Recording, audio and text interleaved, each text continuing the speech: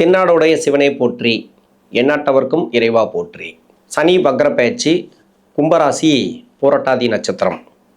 இது குருவுடைய நட்சத்திரம். தசா காலங்கள் 16 வருடம், முழுமையான 16 வருடம் இருக்கும். 3 பாதங்கள் மட்டும்தான் இதில். ஆனால் தசாபுத்தி இருப்புகள் முழுமையாக ஆரம்பிக்கிறதுல. இந்த கும்பராசி பூரட்டாதி நட்சத்திரக்காரர்களுக்கு சனி வக்ர காலங்கள் எப்படி இருக்கும்? 4.5 மாதம், அதாவது 138 நாட்கள் சனி வக்ரகதியில் போகிறார். ராசியாதிபதினு சொல்லக்கூடியவர் ராசிக்கு 2ஆம் இடத்துல, அதாவது விரையாதிபதினு சொல்லக்கூடியவர் ராசிக்கு 2ஆம் இடத்துல குருவுடைய வீட்டில் அந்த வீடு கொடுத்த கிரகம் உச்சமாக இருந்து 9ஆம் பார்வையாக வக்ர சனியை பார்க்குறார். இந்த வக்ர காலங்கள் எப்படி இருக்கும்? ஏன்னா 7.5 சனி போயிட்டுருக்கு இந்த கும்பராசிக்கு. 7.5 சனி அப்படின்னாவே நிறைய பாடாப்படுத்திட்டு வராங்க. இந்த பூரட்டாதி நட்சத்திரம் சொல்லவே தேவையில்லை.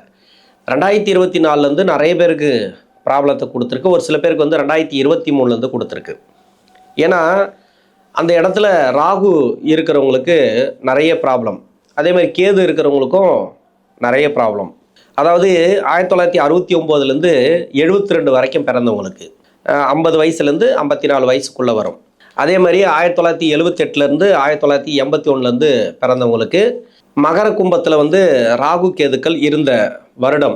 அதாவது ராகு கேதுன்னா ராகு 1969 72 வரைக்கும், கேது 78 81 வரைக்கும். இப்போ சனி பகவான் அந்த வீட்டை கடக்கும்போது அந்த வீட்டில் போகிறார் இல்லையா, 2020 மகரத்துலேயும் அதுக்கப்புறம் கும்பத்துலேயும் இருந்திருக்கார். இப்போ மீன ராசியில் இருக்கார்.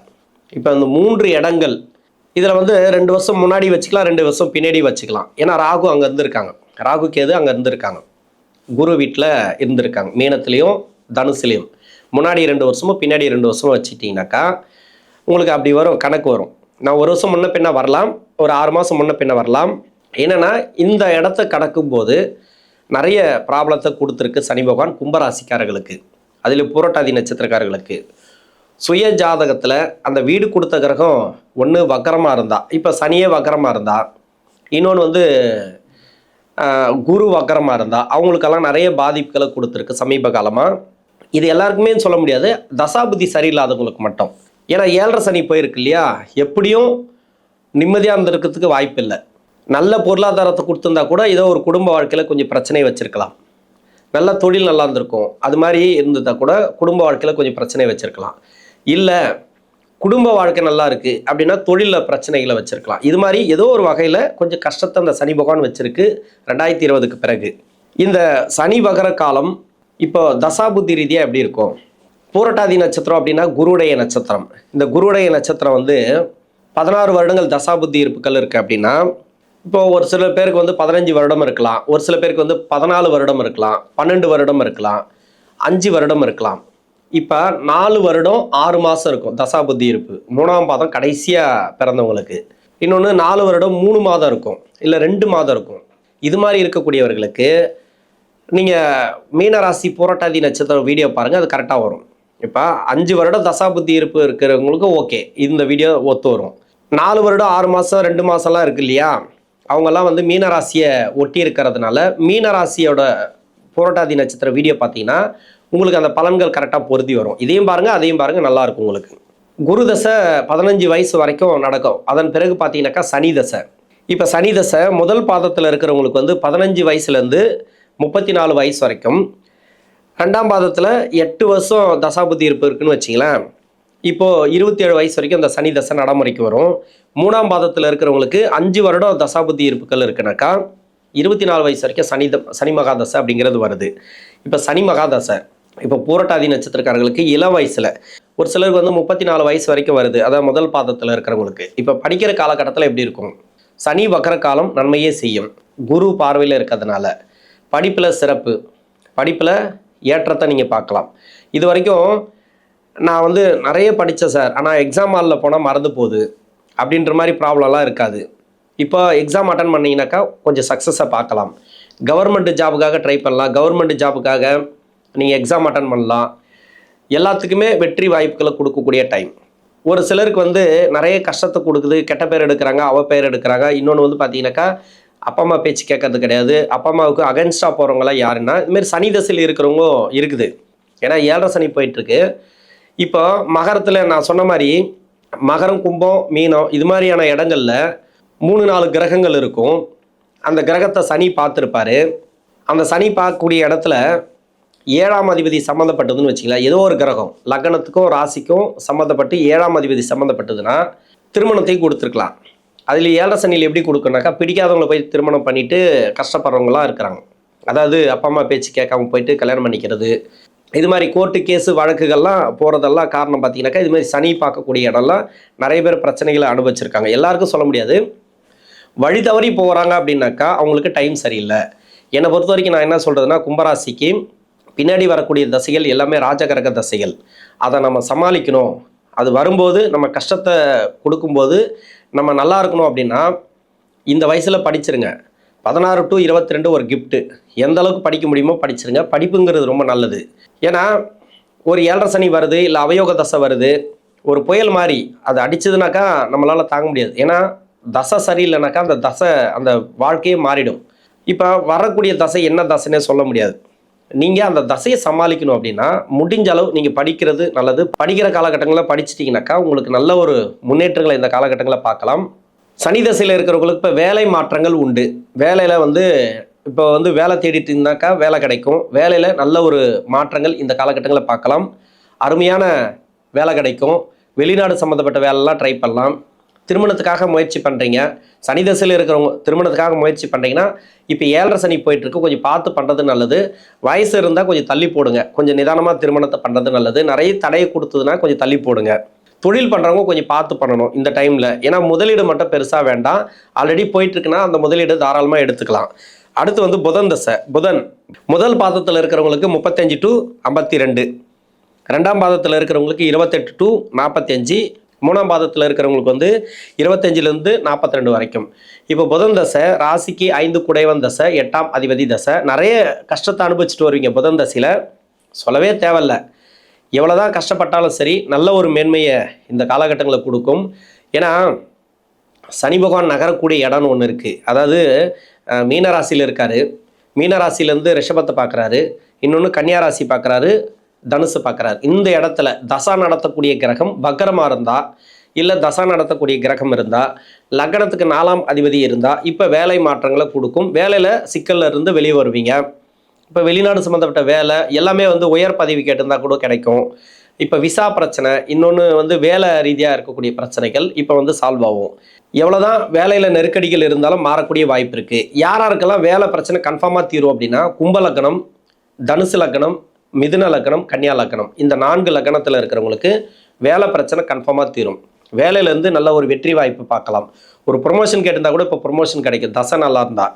தசை சரியில்லைன்னா வேலை பிரச்சனையாகி வேலை சுமூகமாக முடியும். இப்போ வேலையில் இருக்கக்கூடிய நெருக்கடிகள் மாறும். ரொம்ப நாளாக ஒரு டவுட் இருக்குது, வேலை இருக்குமா போகுமா அப்படின்ட்டு. அந்த டவுட்டெல்லாம் இப்போ கிளியர் ஆகிடும். வேலை சிறப்பாக இருக்கும். தொழில் செய்கிறவங்க மட்டும் கொஞ்சம் பார்த்து பண்ணுங்கள். அஷ்டமாதிபதி தசையில் தொழில் எல்லாமே கடனை கொடுத்துருக்கும். ஏன்னா இப்போ 8ஆம் அதிபதி நட்சத்திரத்தில் தான் சனி வக்கரமாகிறார். இந்த டைமுங்கிறது கொஞ்சம் டஃப்பான டைம் தான் தொழில் செய்கிறவங்களுக்கு.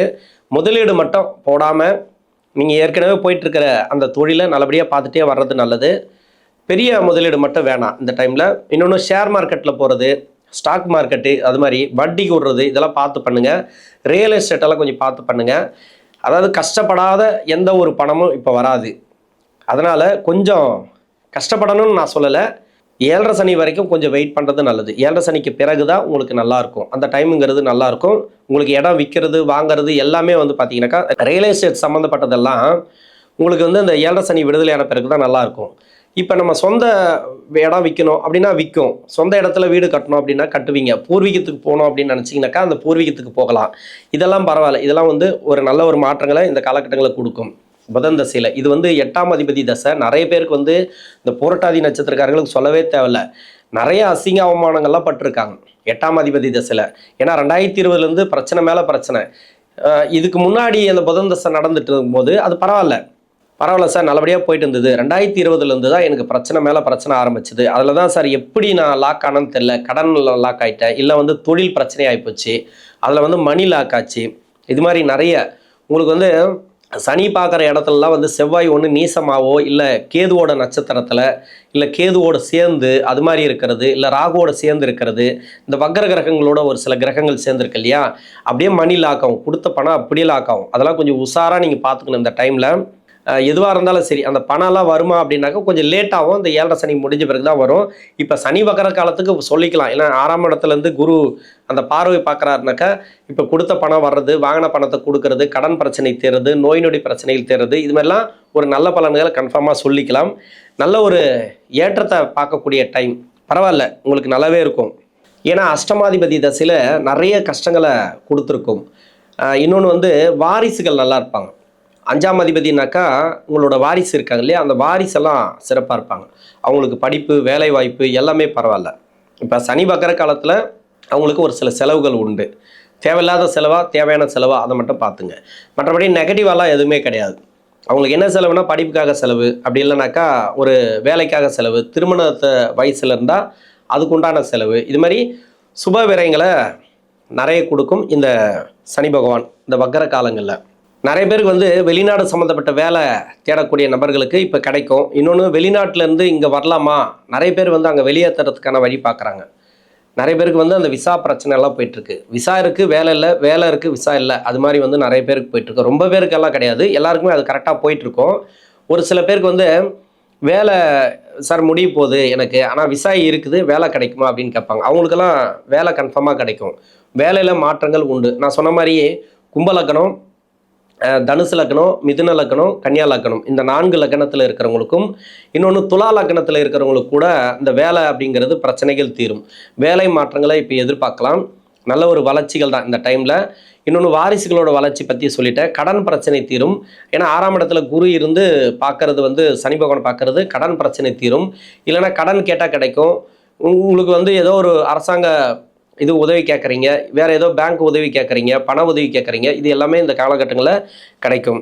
அடுத்து கேது தசை. கேது வந்து முதல் பாதத்தில் இருக்கிறவங்களுக்கு 53 to 60, என்னோட கணக்குப்படி 45 to 52, 4ஆம் பாதத்தில் இருக்கிறவங்களுக்கு 43 to 50.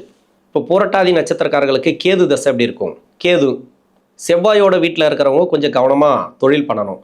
வேலையில் இருக்கிறவங்களுக்கு கூட கொஞ்சம் நெருக்கடி உண்டு. அது வந்து 2024 செவ்வாய் வீட்டில் இருக்கிறவங்களுக்கு நிறைய சிக்கல் போயிட்டுருக்கும். ஏன்னா செவ்வாயோட வீட்டில் இருக்கிறவங்க பெரும்பாலும் பார்த்தீங்கன்னாக்கா, செவ்வாய்னா சனிக்கு பகை கிரகம் 1, கேதுவும் பகை கிரகம் தான். ஏன்னா கேது வந்து வக்ர கிரகம் அப்படின்றதுனால அதை பார்த்தாலும் அந்த நட்சத்திரத்தில் எந்த கிரகம் இருந்தாலும் கொஞ்சம் பிரச்சனைகளை கொடுக்குது. இது மெயினாக சமீப காலமாக செவ்வாயோட வீட்டில் இருக்கிறவங்களுக்கும், இன்னொன்று சனியோட வீட்டில் இருக்கிறவங்களுக்கெல்லாம் நிறைய பிரச்சனைகளை கொடுத்தது. இந்த சனியோட வீட்டில் இருக்கிறவங்க யார் அப்படின்னாக்கா 45 வயசுலேருந்து 48 வயசு வரைக்கும் இருப்பாங்க.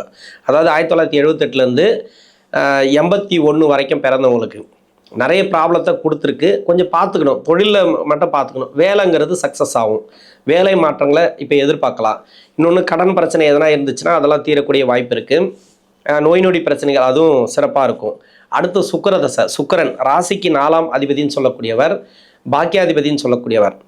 இந்த சுக்கிர தசை ஒரு சில பேருக்கு நல்லா இல்லைன்னாக்கா, அது ராகு கேதுவோடு சேர்ந்தாலும், அப்படி இல்லை 3, 6, 8, 12 ஆகிய இடங்களில் இருந்து தசை பண்ணாலோ அது வந்து நிறைய கஷ்டத்தை கொடுக்குது. 8ஆம் இடம் அப்படின்னாக்கா நீசமாயிடு வராங்க. பாக்கியாதிபதி நீசமாகக்கூடாது, யோகாதிபதி நீசமாகக்கூடாது. வேலையில் நிறைய பிரச்சனைகளை கொடுத்துட்டே இருக்கும்.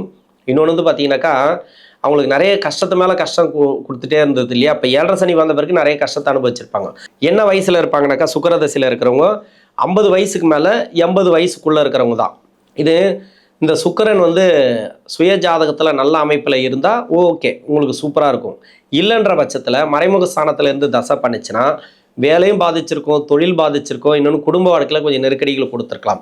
என்னதான் இருந்தாலும் பாக்கியாதிபதி பெருசாக கெடுக்க மாட்டார், அவ்வளோதான். ஏதோ ஒரு சிக்கலை வச்சுட்டு இருக்கோம், வளர்ச்சி இல்லாமல் வச்சுன்னு இருக்கோம்.